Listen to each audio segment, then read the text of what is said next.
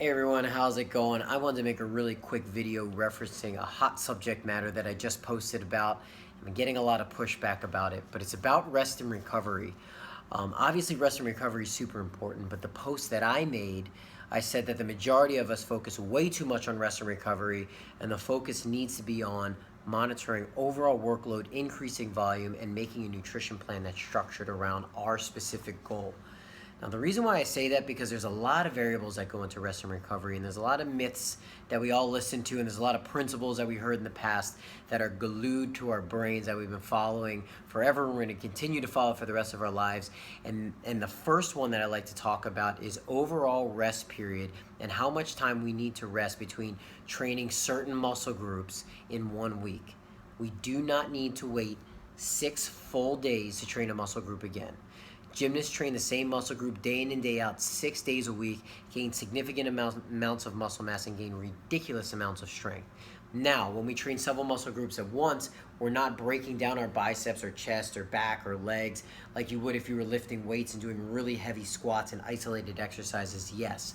But the period that we can recover, as long as our nutrition is on point and supplementation is present, that time period is a lot smaller than the majority of us believe. That's number one. Number two, if you're not reaching your goals, it's probably not because you're not recovering enough. It's because workload isn't structured and significant enough. That needs to be the focus. It doesn't need to be on rest and recovery for the majority of us.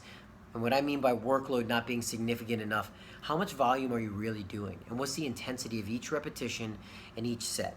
If that intensity isn't through the roof, you don't have a structure that's specifically built for your end goal, and you don't know where you're going and how that structure is laid out over the next 5, 6, 7 weeks, there's no way that your problem is rest and recovery.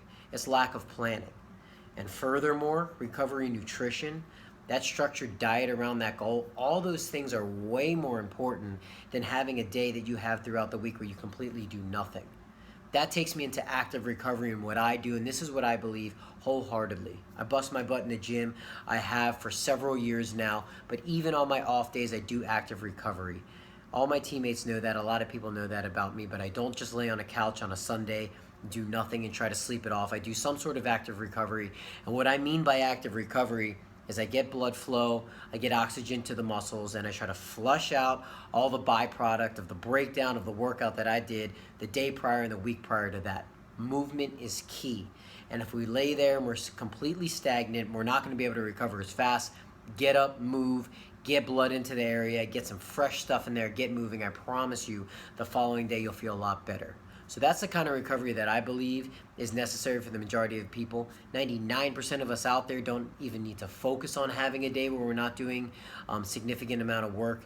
So just try this. If you're stuck, you're stagnant, you feel like you hit a plateau, increase intensity, increase volume for 1 whole month.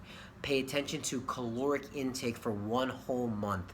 Draw conclusions between the comparison of caloric intake and how much you're working for 1 whole month.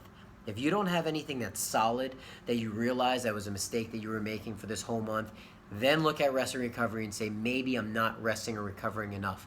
For 99% of us, that is not the answer. If you have any questions about this, comment below. I appreciate you guys, and I'll have another video coming your way soon.